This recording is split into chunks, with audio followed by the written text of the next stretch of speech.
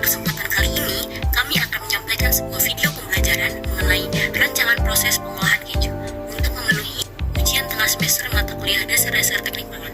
Adapun anggota dari kelompok 5 yaitu Maura Cika Ardita, Safitri Nurfadilah, Elsa Azhara, Anissa, dan Muhammad Faiz Azhar. Di sini ada pengertian dari keju. Keju merupakan produk susu yang berupa gumpalan atau curd dari proses koagulasi. Kasein susu ini menggunakan renin, asam laktat, atau enzim lain yang dapat mengembangkan kasein susu. Kemudian akan mengalami proses pematangan atau tanpa pematangan. Nah, selanjutnya untuk memperjelas proses pembuatan keju, di sini kami sudah mencantumkan diagram alir tentang proses pembuatan keju yang dapat teman-teman lihat. Nah, selanjutnya itu ada definisi proses pengolahan keju. Sebelum masuk ke proses pengolahan keju, kita di sini akan bahas terlebih dahulu apa itu pengolahan. Jadi, pengolahan bahan pangan adalah proses yang dilakukan untuk mengubah bahan makanan atau pangan yang masih mentah menjadi bentuk lain atau biasanya pangan yang sudah jadi sehingga dapat dikonsumsi atau digunakan dengan lebih mudah. Selanjutnya yakni kondisi-kondisi proses. Pengkondisian suatu proses produksi harus diperhatikan dan dikontrol dengan baik, sebab kondisi proses yang tidak sesuai akan mempengaruhi hasil dan optimalisasi suatu proses. Kondisi-kondisi proses yang perlu diperhatikan dalam memproduksi keju ditunjukkan pada tabel berikut. Tahapan proses yang pertama yakni pemilihan susu. Di pengolahan keju ini, susu yang kita gunakan ialah susu sapi. Susu sapi ini kita beli dari peternak sapi, dan susu sapi haruslah dalam keadaan yang masih fresh agar didapatkan hasil dari pengolahan keju yang baik. Selanjutnya, tahapan proses yang kedua yaitu pasteurisasi. Setelah susu sapi kita dapatkan dari peternak sapi, susu harus kita lanjutkan ke proses selanjutnya yakni dipasteurisasi pada suhu 72 hingga 73 derajat Celcius selama 15 menit. Tujuan dari dipasteurisasi ini ialah untuk menekan pertumbuhan dari bakteri yang ada di dalam susu sapi. Selanjutnya, tahapan proses yang ketiga yaitu fermentasi. Di fermentasi, susu yang telah dipasteurisasi akan diberikan lactobacillus sebanyak 3 ml. Lalu, susu tersebut kita biarkan selama 5 jam. Tahapan proses yang keempat yaitu pembentukan dadi. Di pembentukan dadi, susu yang telah dilakukan fermentasi akan ditambahkan cuka sebanyak 120 ml. Setelah penambahan cuka tersebut, susu akan dibiarkan sehingga susu membentuk dadi. Lalu setelah susu membentuk dadi akan dilanjutkan ke tahapan proses selanjutnya yaitu tahapan proses penyaringan. Di tahapan proses penyaringan ini, susu yang telah membentuk dadi akan disaring air dadinya dengan tujuan untuk mendapatkan keju dari dadi.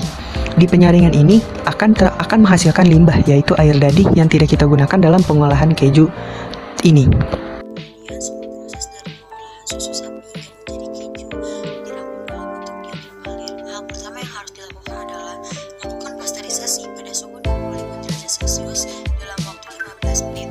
Kemudian fermentasi susu pada suhu 32 derajat Celcius dalam waktu 30 menit menggunakan bakteri lactobacillus. Setelah itu, tambahkan cuka hingga terjadi pembentukan dadi dan lakukan pencampuran dengan menambahkan garam. Lalu, lakukan penyaringan hingga terbentuk limbah, yaitu air dadi. Kemudian, matangkan keju atau proses pematangan ini disebut ripening. Dilakukan pada suhu 35 derajat Celcius sampai 56 derajat Celcius. Kemudian, keju siap untuk disajikan. Analisis kesetimbangan massa. Pada proses pasteurisasi, terjadi pengurangan kadar air sebanyak 2%, yaitu 100 ml dari susu sapi segar 5.000 ml, menghasilkan susu pasteurisasi sebanyak 4.900 ml. Selanjutnya, pada proses fermentasi, susu pasteurisasi 4.900 ml ditambahkan lactobacillus 3 ml, menghasilkan susu fermentasi sebanyak 4.903 ml. Kemudian, pada pembentukan dadi, susu fermentasi ditambahkan cuka 120 ml, menghasilkan dadi sebanyak 5.023 ml. Lalu, pada proses penyaringan, dadi yang beratnya 5.023 ml disaring dan menghasilkan limbah air dadi sebanyak 500 ml. Sehingga berat akhir pengolahan keju menjadi 4.523 ml. Untuk perhitungan rendemen, inputnya yaitu meliputi susu 5000 ml, Lactobacillus 3 ml, dan juga cuka 120 ml. Sehingga total inputnya yaitu 5123 ml. Jadi rendemennya yaitu output dibagi input dikali 100%. Outputnya yaitu 4523 mili dibagi inputnya yaitu 5123 mili dikali 100%. Dan menghasilkan rendemen yaitu 88,29%. Kesimpulan yang dapat diambil dari video ini adalah keju merupakan produk olahan dari susu yang diolah secara fermentasi dan pasteurisasi. Proses produksi keju meliputi persiapan susu, pasteurisasi, koagulasi kasein atau fermentasi, pencacah curd, pemasakan curd, pembentukan dadi, pencampuran atau penggaraman, penyaringan atau pemisahan whey susu, pematangan atau pemeraman keju. Keju yang dihasilkan dari susu segar 5000 ml sebanyak 4523 ml dengan limbah sebanyak 500 ml.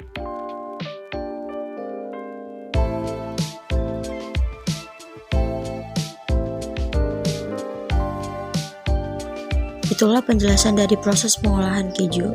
Semoga bisa bermanfaat dan dapat dipahami. Kurang lebihnya mohon maaf. Assalamualaikum warahmatullahi wabarakatuh.